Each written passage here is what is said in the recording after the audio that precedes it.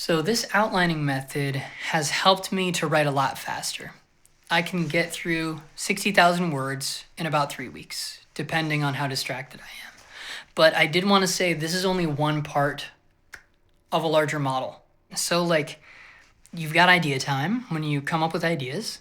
That outputs ideas, and then you feed those ideas into story time. When you turn those raw ideas, the wildness of your unhinged imagination, you funnel them into a form.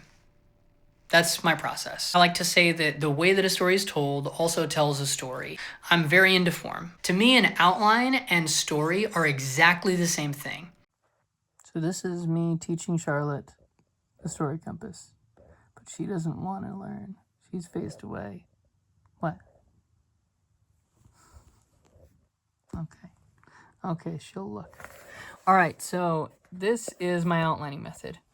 All of this is my outline in like a single image. So we've got what it's going to actually look like on the left side. We've got what's in my head in the middle, where it's like you've got an asking image, you go into the story, you turn the circle until a change happens, and then you come out of the story with 9. And then I have the axes on the right. And I think that it's useful with everything to remember that even though the story circle has a direction,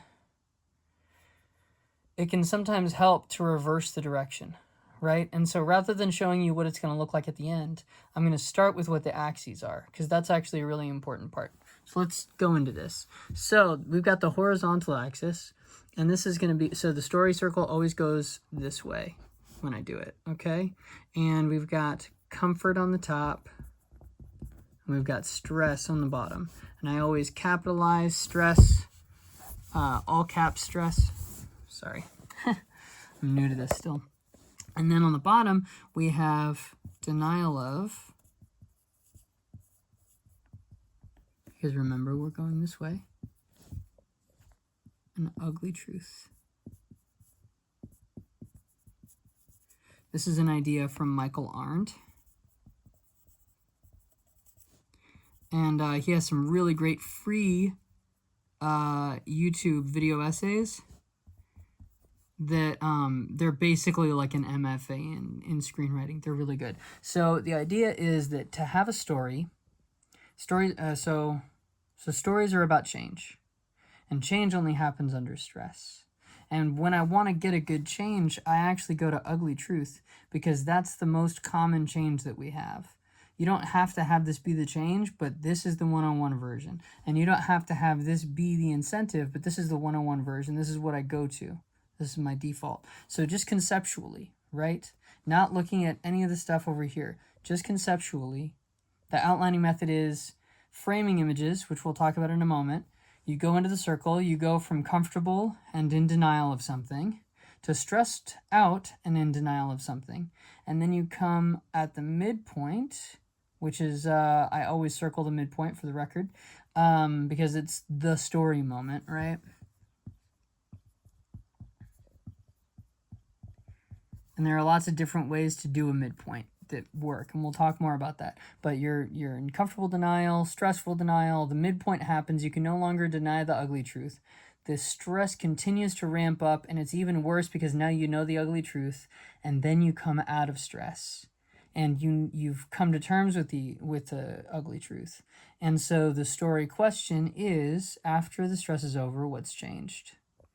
And if something has changed, if the thing that the story has accomplished has changed, then you go out of it into the framing images to say that, and that's how you make it be like, oh, this is a story shape, right? This is in the shape of a story, okay? So these axes, when in doubt, this is the compass right here. This is the compass part of the story compass, right? The story compass, the axes are very, very important. And you can change the names on these. You can say, instead of comfort, maybe I want to call it stasis, because alliteration helps me remember it. Or maybe stasis is a stronger word.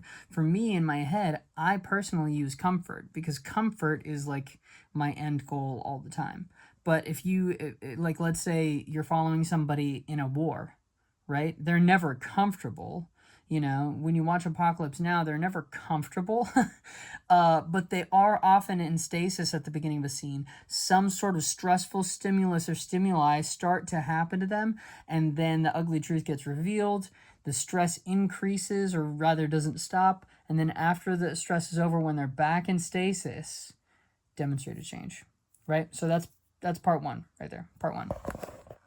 This second part here, so this is actually just the turning of the circle. So we've got 0 here. We've got 1, 2, 3, 4, 5, 6, 7, 8. And if this looks familiar to you, that's because it's inspired by Dan Harmon. Now, I changed all of the names of everything, but I love this idea that you take the hero's journey, which is about change and transformation. You take the hero's journey and you turn it into a circle. And then if you get to the end of the circle, and nothing has changed or not enough has changed, you just turn the circle again. So you've got a framing image, you go into the circle, turn the circle, has it happened, turn the circle, has it happened, turn the circle, okay, we're good, out into the answering image, right? And I use a lot of the names and stuff that I use are actual, like the ideas behind this are more Alan Watt, not the psychedelic guy, but the guy who wrote 90 Day Novel. And then, you know, the stuff from Michael Arndt. Those are both the terminologies that I use largely, with a couple exceptions. Like Ellen Brock, she has an editing channel on YouTube, and she goes through the hero's journey in very, very, very deep detail. And her videos are great. I got the idea of the disruption from her. So instead of calling it inciting incident, which is a term I hate and does nothing for me, I call that moment that the inciting incident is, I call that the disruption. Because as a writer, right? As a writer, I'm not looking to analyze things. I'm looking to create things. And when I think inciting incident, it doesn't do anything for me. But when I think disruption, I know exactly what a disruption looks like. I know exactly the moment that Luke Skywalker's life gets disrupted, because that disruption happens when his aunt and uncle die and when the farm is on fire, right? That makes sense, right? Calling it an inciting incident, it doesn't do anything for me, so I don't use that word. And terminology is important. Finally, we've got all of the things we're actually going to call this, okay? And I'll just quickly go through here. Atmosphere, asking image. And then I also say like tone promise on 0. That's the 0 point, okay? At 9 point, because I do 0, 5, and 9, they're kind of together.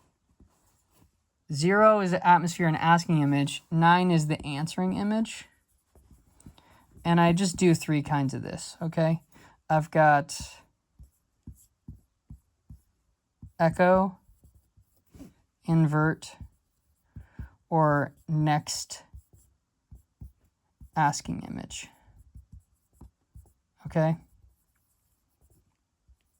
That N kind of disappeared there. So this is the idea here. We've got an asking image, so a question that opens the scene, some sort of opening, some sort of tone promise. You're in a horror movie. It might seem like you're just in a, in a drama, in a relationship drama or something, like Hereditary. You're in a family drama, but you get this sense that something horrible is going to happen. You get a tone promise, and then in the answering image, you either echo, invert the opening image, the answer, the asking, the question, or you go into the next asking image. So like you've got this circle for this scene, or the first fourth of a scene, or something like that. You can do these for acts too, right? And then you say, rather than answering it by answering that, I'm gonna answer it by pushing the story into the next part. The Good Place is really, really, really good at asking images and especially answering images. Phenomenal. 5 is always circled because 5 is the story point. This is the midpoint, okay? And we always circle 5 because this is the moment when the story reveals itself to you. This is Luke, I am your father. This is Frodo, I will take the ring. This is Harry Potter in the middle of the series watching Voldemort come back at the climax of book 4. This is the midpoint. So Alan Watt, this guy, Alan Watt likes to say, in the first half of the story, your hero is solving a problem. But in the second half of the story, your hero realizes they have a dilemma. And all that a dilemma is is a problem that you can't solve without creating another problem. And so you're in an infinite loop, right? A dilemma is something that you have when you're saying like, oh, I've got justice and mercy. And in the first half, you're like, oh, there's a problem. We have to have mercy on this person who got accused of murder or something like that. And then at the midpoint, you do actually rescue them. You do have mercy on them. And then they kill somebody. And then you realize, I don't have a problem. I have a dilemma, where maybe there are bad people in the world and I have to choose which side I'm going to go on. Do I choose justice or do I choose mercy? You know, if that's what we call the fork in the road, right? So this is the fork in the road under pressure. And what we have before this is the ugly truth moment. So this is the ugly truth demonstrated. I like to talk about Frodo with the ring in Fellowship of the Ring. The movie, not the book, right? The book, it's more complicated what the midpoint is because the story is all shifted. And also Tolkien has different priorities than Peter Jackson did, right? But like, let's talk about the movies because I think this is really, really well demonstrated in the movies. So the ugly truth, what is the ugly truth of Fellowship of the Ring, right? What's the ugly truth? I think that it's in the first half, the problem that he's trying to solve is, I'm Frodo, let me get the ring to Rivendell. Let me get the ring to the grown-ups and then they'll take care of everything and I can go back to the Shire and I'll have a happy life, right? But he gets to Rivendell right in the middle of the movie and he sees everybody's reflection in the ring and he sees them all fighting and he has this thought of like, oh my God, I might be the only person in the world who can do this, right?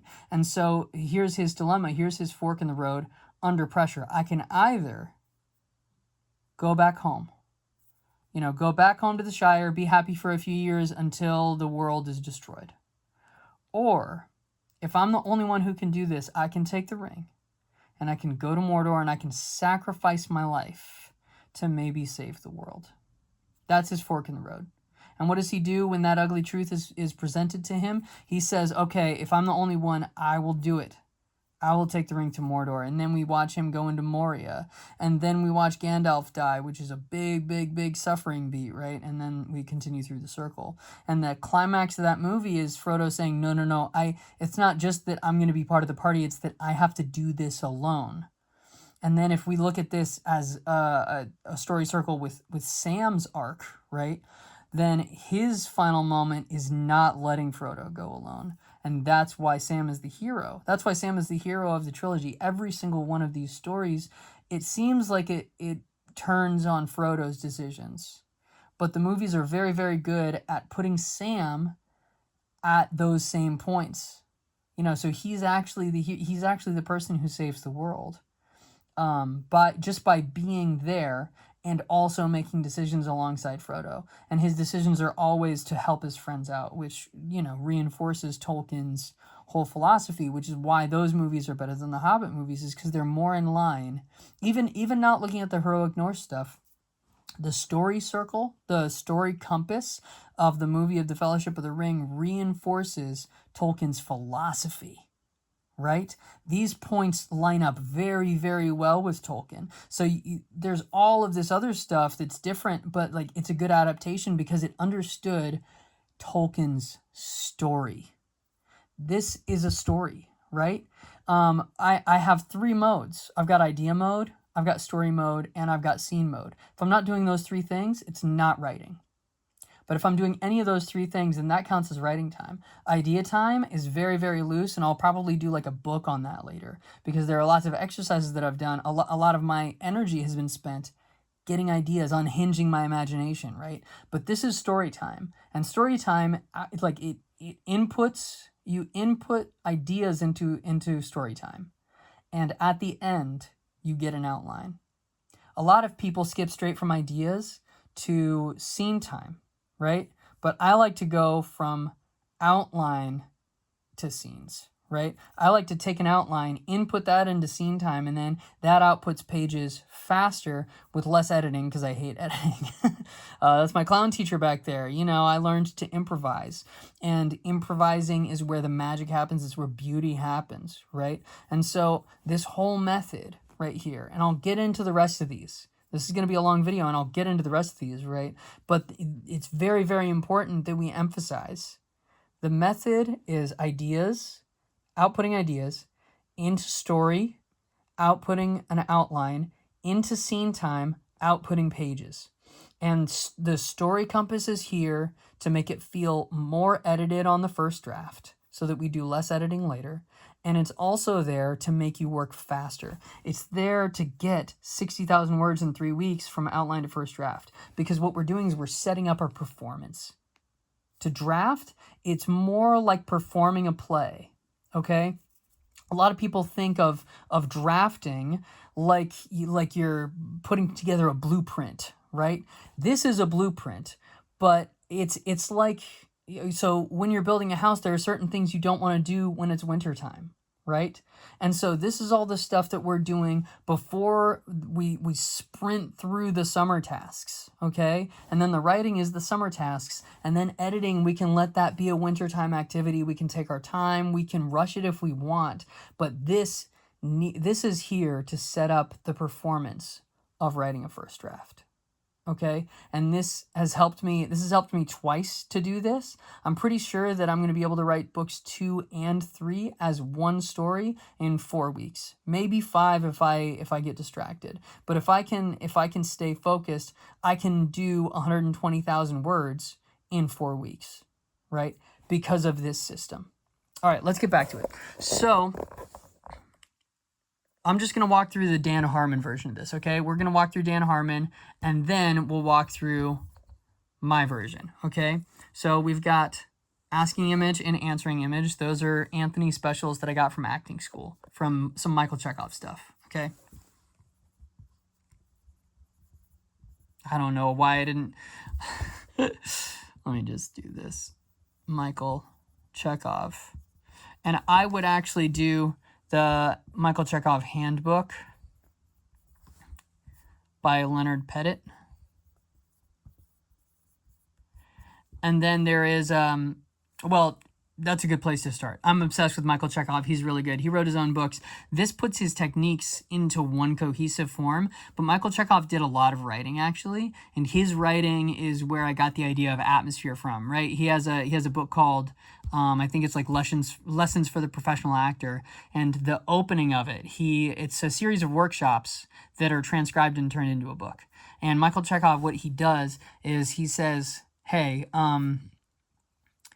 we're going to do an exercise in atmosphere, right? We're going to do an exercise in atmosphere. Imagine you're in a bar. You're in a bar and it's rush hour. What is that like? Let me see that. And then he had 20 acting students perform being in a bar at rush hour, like in a club, in a packed club. It's loud, there are drinks, and then he said, let's change the atmosphere, but keep everything else the same. Who you're playing, what you're drinking, what the bar is, it's the same exact place, but now all 20 of you are in the bar at closing time. And you're all tired, and everyone, all of your romantic prospects have gone home, and et cetera, and et cetera. And that exercise in atmosphere tells the audience so much information. And something I got from Michael Chekhov is how, not why. So Michael Chekhov, and this is relevant, I promise, but Michael Chekhov was a student of this guy named Stanislavski, and Stanislavski was, he created modern acting as we know it. He created the modern actor. His techniques inspired The Method, and Stella Adler, and Sanford Meisner, and Lee Strasberg, and and his idea of text analysis is largely what I learned at Cornish. But Michael Chekhov was Stanislavski's best student, but he didn't do any of the things that Stanislavski wanted him to do. Like Stanislavski was like, it's all about why. He was like, everything is about why. If you understand why, you can play a good character. And Michael Chekhov said, why is hard, but how tells me everything. How, not why, right? And so Michael Chekhov, what he would do is, rather than using his own memories, his own life, rather than writing an essay about the childhood of this character, he would say, a man walks into the room and shoots somebody. Okay, let's say that this is a person playing a terrorist, in a play. And the person walks in and he shoots somebody and he leaves, and that's the stage direction. How? How, not why. Because how tells you why, okay? I'm running out of space. How tells you why. And this is true. This is fundamentally true. So if he, Charlotte wants in on it. So let's say the gunman walks in and he walks in very, very fast and he raises the gun fast and then he runs out, okay? That's how. Let's say that he walks in slowly and he raises the gun really fast, he shoots somebody, and then he runs out, okay? That is going to be a different why when you see it. When you see it, it's a totally different thing. Now let's say that he runs in quickly, he sees his target, and everything slows down. And he looks at them for a really long time. And then he starts to cry. And then he raises the gun, shoots the person, and runs out.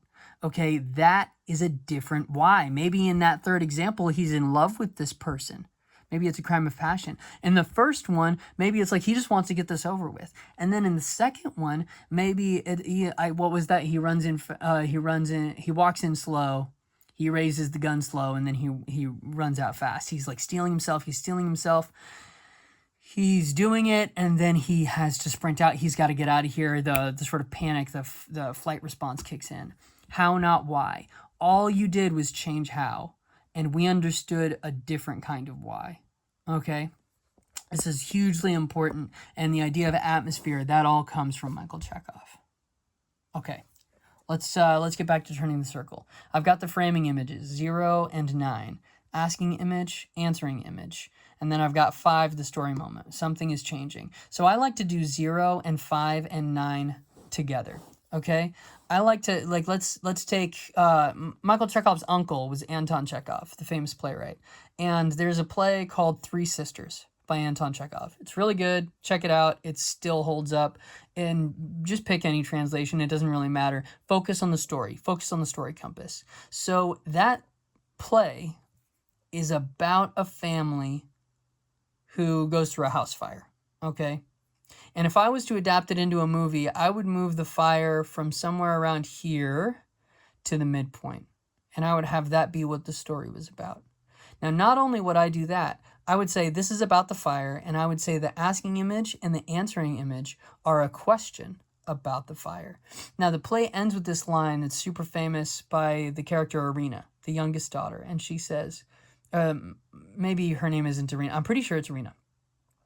She says, "We're never going to Moscow." It's her giving up on a dream. It's this youngest child giving up on a dream. And she talks all the way through the first half of the play about, oh, I can't wait to go to Moscow. It's going to be so great to live in the city. They live in the country. She's bored. She wants to work because it's an Anton Chekhov play and all they want to do is work, right?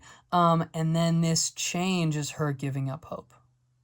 All right, so we've got the change. The ugly truth is we're never going to Moscow. We're in denial of the ugly truth in that first half. The thing that triggers that is the house burning down, okay? And then in 0 and 9, we have an asking image and an answering image about that ugly truth. So in the 0 image, in the asking image, I would show the garden outside of the house, and it's beautiful and it's summertime, and there's promise and there's hope. And then in the closing image, I would show that same exact garden after the fire, and that would be an inversion. That's what I would call inversion. So you got a beautiful garden destroyed.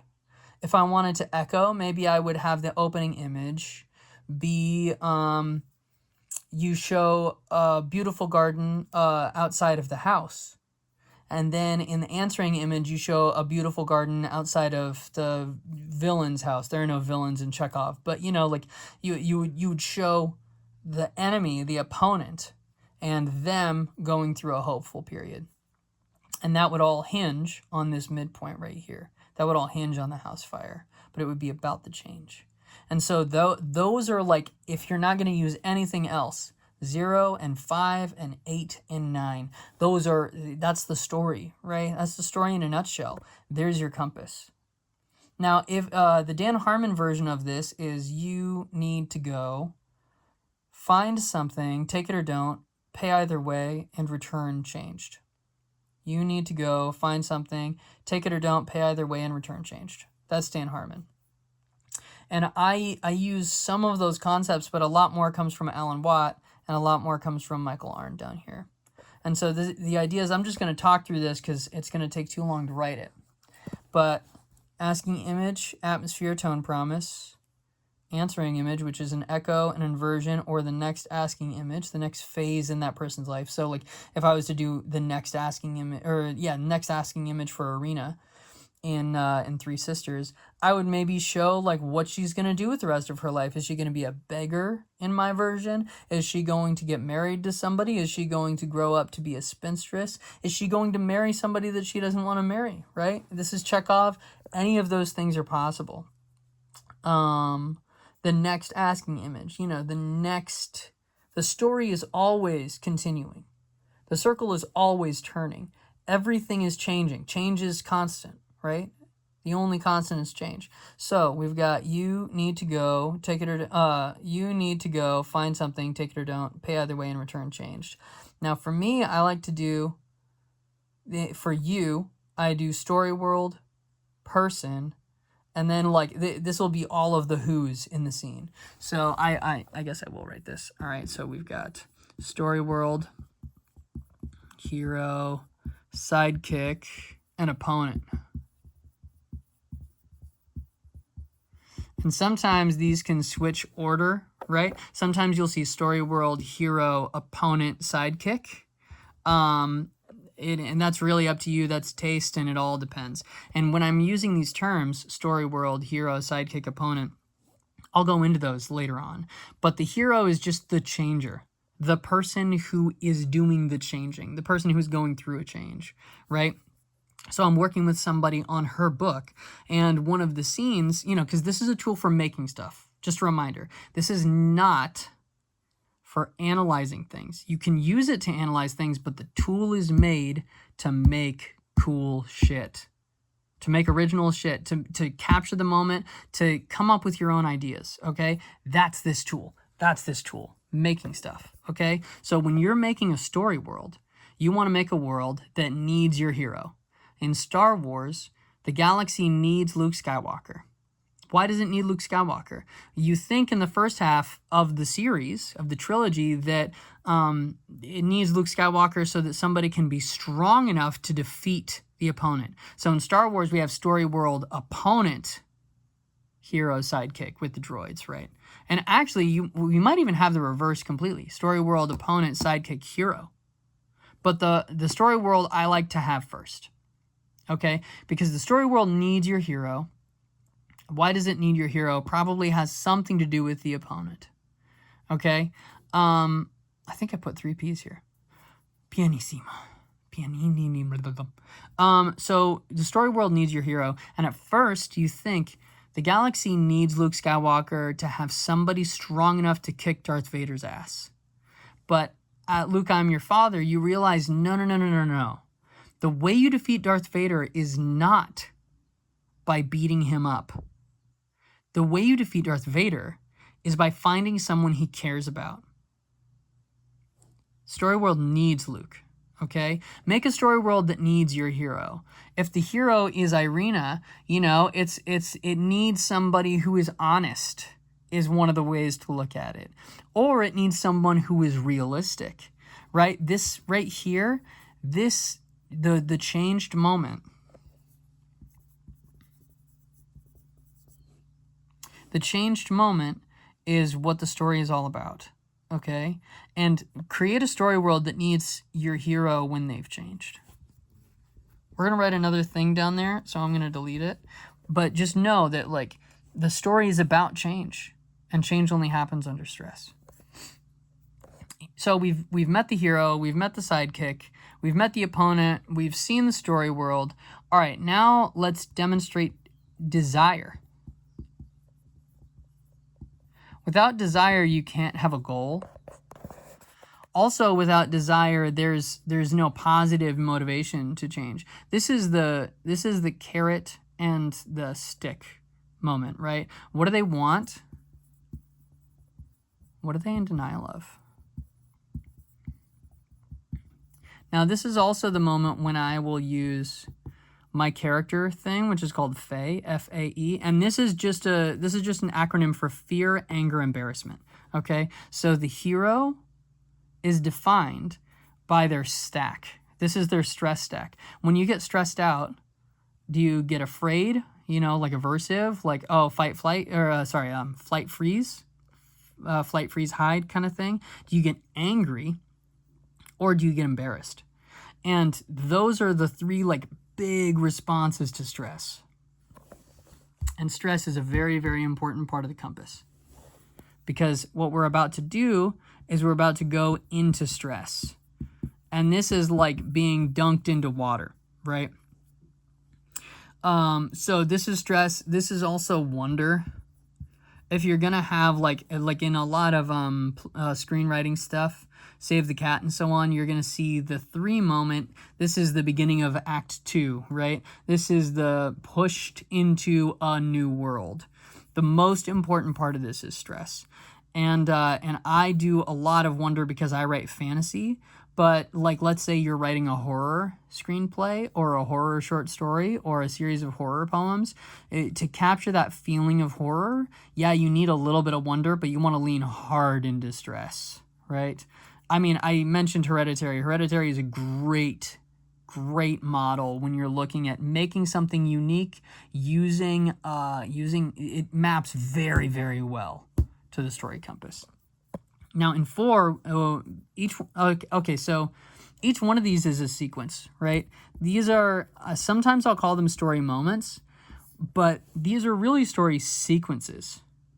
I just call them story moments out of habit, but each one of these is a sequence of things. So when you're showing atmosphere, you know, like I think of Dracula, think of Coppola's Dracula, where the whole opening montage is like this epic retelling of Vlad the Impaler, and it's showing you what the style of this movie is going to be, and then it ends with a fountain of blood coming out of a statue, right? Wild asking image, wild atmospheric piece, right? What is this going to be about? I don't know, but I got a big old tone promise. You know, the tone promise was strong in that movie. And then we go to England, and we, you know, like we're meeting John Harker, we're meeting Mina, right? The story world that needs somebody who knows about Dracula. Well, each one of these sequences, or each one of these story moments can sort of nest up, you know, the circle is fractal. And by that I mean, my whole trilogy of trilogies has a circle. Each trilogy has a circle. Now, if we zoom into one trilogy, each book has a circle, and then I zoom in on one book, and that book, I'll often split that into like one circle in each of those story sequences. I'll say like this is either one scene or 5 scenes or something like that, and then I'll go in and I'll, like, the most important level is the scene level. Right? I use this mostly to write scenes because it helps me write fast. But I also, I want that structure to be fractal.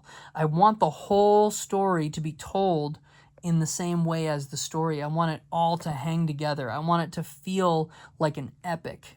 And the thing about epics is they have this chiasmatic structure where they have some sort of reflection point and then they come out of it. But I'll talk about chiasmus in another video. It's a cool topic, but I'm getting a little lost, right?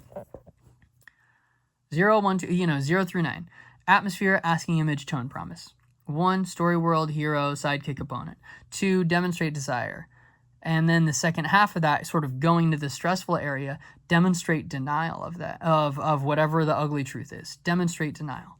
At 3, we go into a stressful world, and there's some level of wonder. There's some level of intrigue, of the surprising. It can even be like, oh, I'm in the same town that I've been in my whole life, but I see something new about it. Like with Stranger Things or something like that. Or, a lot of 80s movies, honestly. At 4, we have a really interesting sequence that's like the adventure, right? This is the adventure part. And so I like to say, seek something, 3 struggles, and find. And find tumbles into the ugly truth. Okay? And like with this right here, these two are largely about a goal.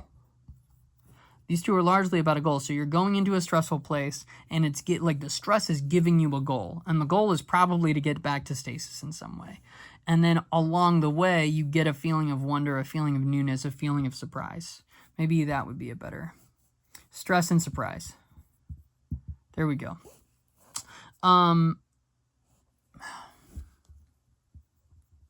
That might actually, well, I'll go back to that later. That's an interesting thought. All right, so you have some sort of goal. You're seeking something, and then you have 3 struggles to get that goal.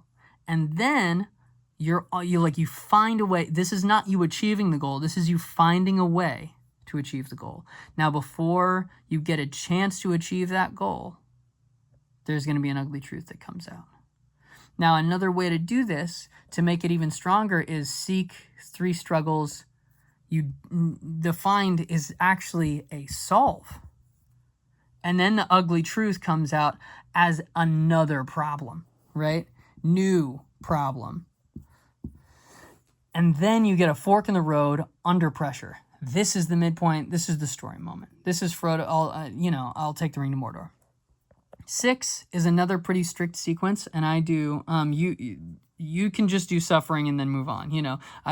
Dan Harmon calls this pay either way. Take it or don't, pay either way. So there's some sort of suffering involved. But I like to say suffering and surrender, which are from Alan Watt, the 90-Day Novel. Get it? It's great. I'm not affiliated. I wish I was. Suffering, surrender. And 6 also includes a pep talk and seize. Now, let's say this doesn't include a pep talk. I'll have this story circle go in a negative direction because it's my philosophy that together with the right people, with the right pep talk, we become better. We make the world a better place. But what if that pep talk is actually the sub-antagonist? It's Vader talking to Sidious, and Sidious is like, hey, you should seize, and you should seize the opportunity to kill your son, right?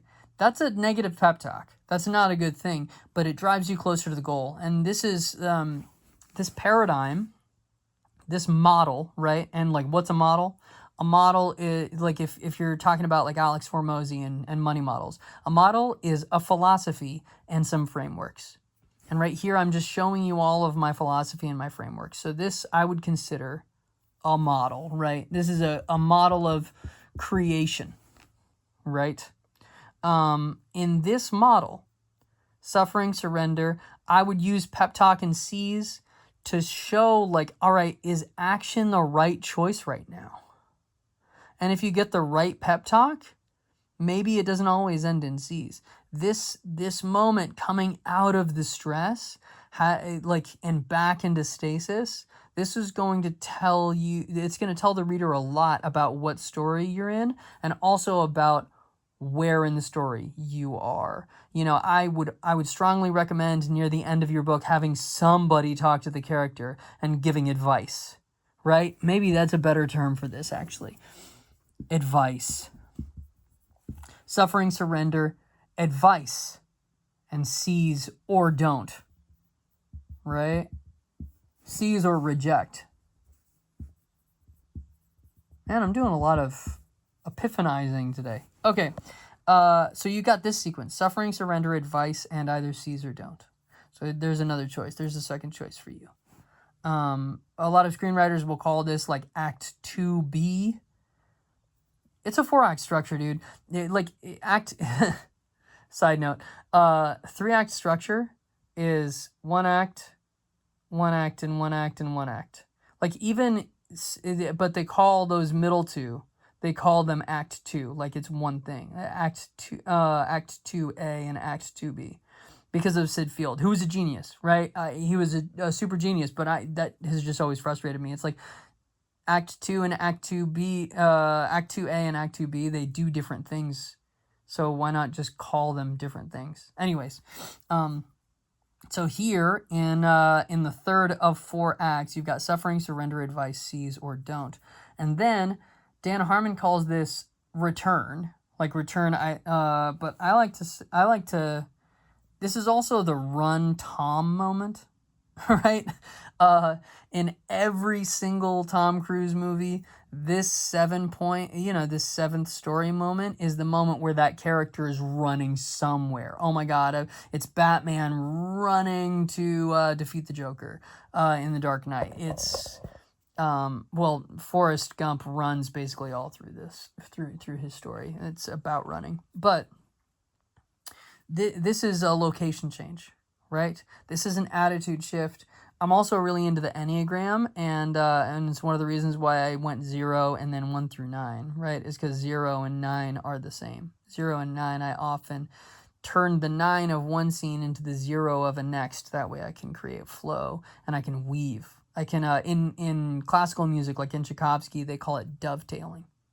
When you have one instrument and the note that it ends on is the first note of the next instrument's melody. You call it dovetailing. So it's like it never ends, right? And that's one of the things that gives his ballets such a texture, such a Tchaikovsky-esque texture, a Tchaikovsky-y texture, you know? So with this, I like to have some sort of change, some sort of dovetailing, and I say, run! Can't run. They fall, they get hurt or something. Hide! All right, well, I'll try to be smarter. You know, work smarter, not harder. Oh, shit, we can't hide. So I guess we've got to fight. Fight ends in either victory or defeat, right? Either victory or defeat, and I put a question mark. You got to circle 1. At the end of this change, you know, this is also the... after the stress is over, what has changed? All right, we're back to stasis. We're just all we got to do is fight. So you can think of stasis almost like clarity, right? I've got clarity on what I have to do. I have to fight. And maybe I've demonstrated earlier on when I'm demonstrating denial, like in the Karate Kid, like I have a couple problems, like I'm not willing to fight and I can't fight. And so at 8, I get to defeat both of those. I get to have victory in both of those arenas, and then I get to beat up the guy. And so that's like a third arena that I get to win in. Behind the Screenplay has this great video on arenas that is much better than anything that I can teach you in this. So like go check that out if you really want to learn how to like write a good 8 moment.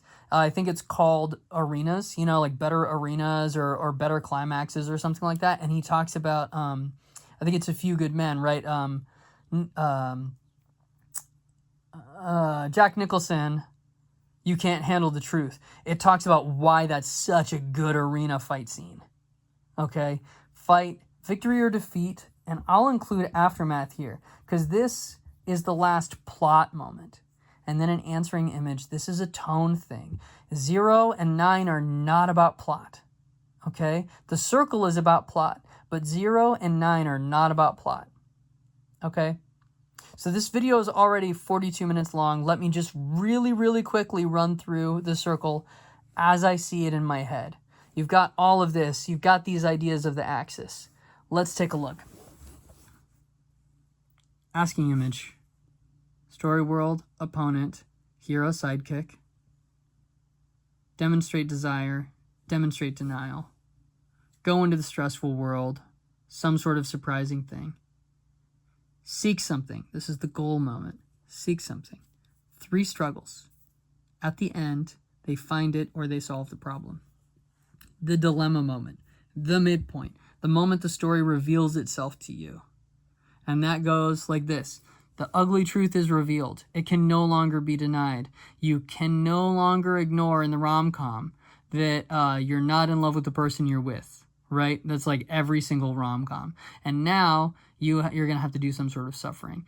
You have a fork in the road at this ugly truth moment. Let's say that it's Ross and Rachel in Friends. They have an ugly truth moment where it's like they slept together. They have feelings for each other.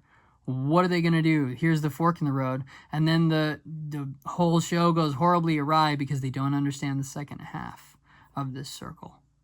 Okay? Ugly truth. Fork in the road.